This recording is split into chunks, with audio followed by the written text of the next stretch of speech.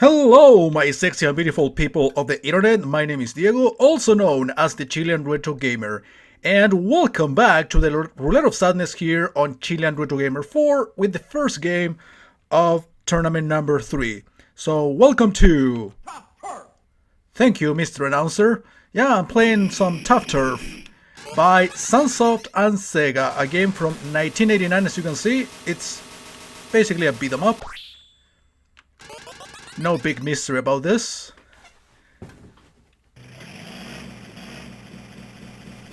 I actually played this game before on my own time and also on camera. I've done it a few times actually on camera, but last time I did it was like forever ago, so it's been quite a while. I think I did it for Nintendo vs Sega back in 09, so yeah, it's been a while. Because this is technically a Sunsoft game, but also a Sega game. Actually, it's not like the only game in which Sunsoft and Sega work together, pretty much. There is another arcade game that I remember now that is actually a very good game from what I remember called Beirut. Which is also, I believe, from 1989. It's like a Contra clone. But I can eventually play for whatever series. I mean, it wouldn't be the first time I do it on camera either. But there is never a bad excuse to replay some of these games. So yeah, this is a Tough Turf. A beat 'em up. Very similar, if not pretty much the same thing in terms of gameplay, to Double Dragon. Remember, by this time actually they already released the first two Double Dragon games on the arcade. And yeah, the playability is pretty much the same, except I have to say that the playability, the gameplay in general, in this game is actually better, if not much better, than the original Double Dragon games. As you know, the Double Dragon games on the arcade, especially the first one, suffer from a shit ton of issues. Very stiff controls, lots of slowdown, and it was not really a fast-paced game in general, like it became pretty much when they ported it to the NES. All of the Double Dragon games, actually. But yeah, this as an actual clone to Double Dragon. I mean, even this scene is actually very similar. These enemies coming out of the garage. I mean, it tries to be Double Dragon, but in my opinion, this actually plays... I wouldn't say look better, because graphics at the time were pretty much the same. Like, they attempted to make beat-em-ups with big sprites, but usually with very sluggish controls. And that's what Double Dragon is, as much of a classic as it is. I would say that people like Double Dragon more because of the NES ports more than the original arcades. Something similar that happens to Contra, for example, which became a very well-known game and super popular over the years because of the NES ports, not because of the original arcades.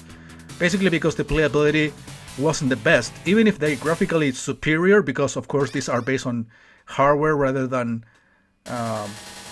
you know, a dedicated hardware instead of the NES, which of course you have to compress it as much as the console capabilities allow it. But yeah, I mean, this is, as I already mentioned, a clear clone, a shameless clone, if you will, of Double Dragon.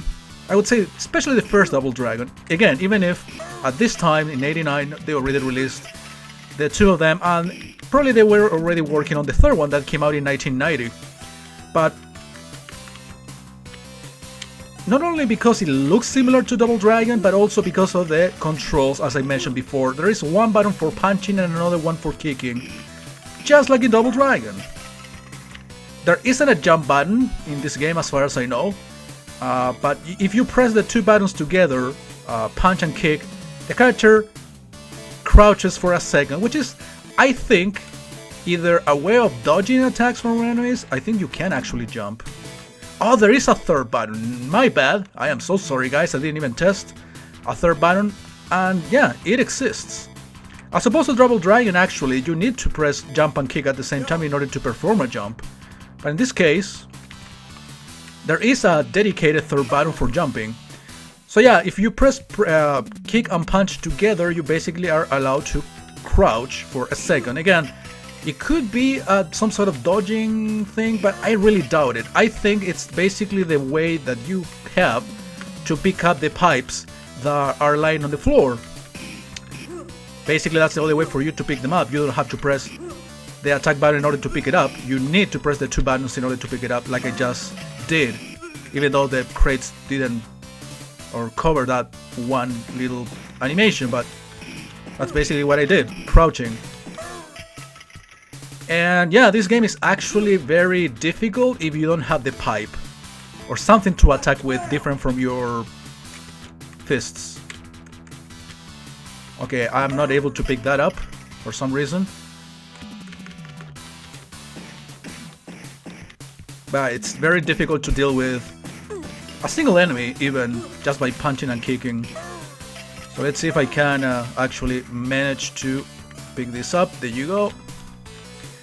By the way, probably you have noticed already that I'm using a cheat of infinite health, because this game is not based on lives.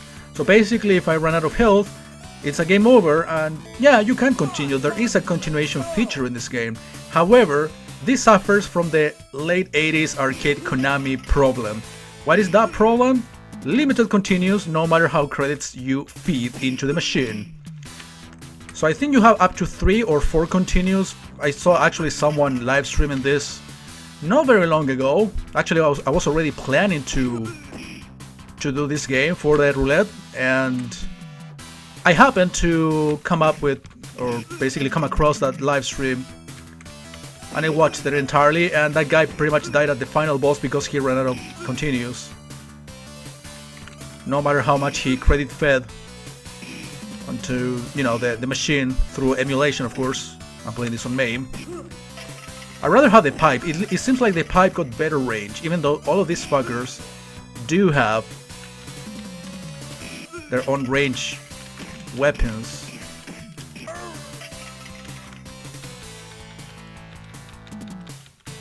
And they're actually kind of waiting for you, basically, to get closer. At this rate, I don't know if this count as bosses or regular enemies.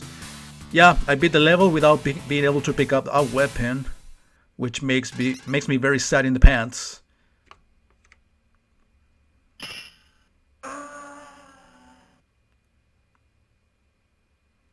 So yeah, we are now in the sewers, I'm assuming.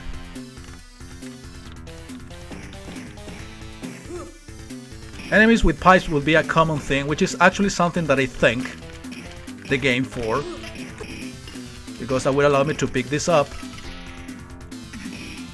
But the idea is to pick it up and keep it, like I did for pretty much most of the first stage.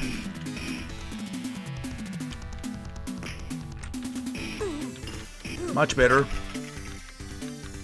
Yeah, actually they used the crouching thing as a dodging maneuver too. So I guess you can use it for yourself as well.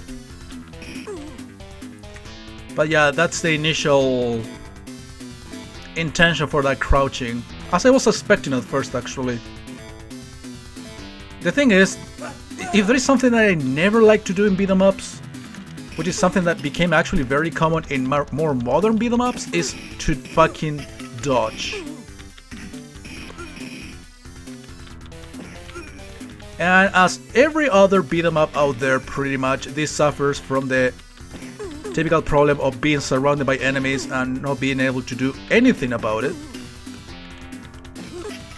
Okay, this is an actually very comfortable position to take care of these enemies, unless they jump back like this guy just did.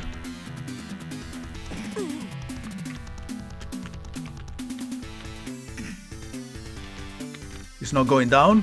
Still unable to hit him for some fucking reason. Should I wait? That was a better idea. But yeah, as low as this game looks, or moves rather, it is still a very comfortable game to play. It is fun. It is fluid. It doesn't suffer from stupid slowdown from Double Dragon. I'm going. Yeah, the ridiculous range these guys have in comparison to myself.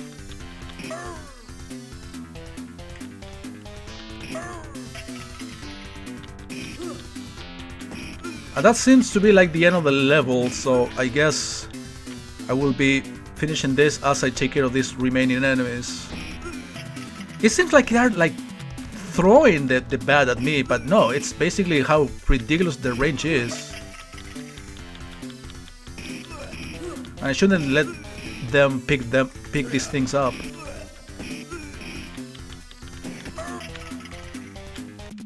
Oh shit, fucked it up.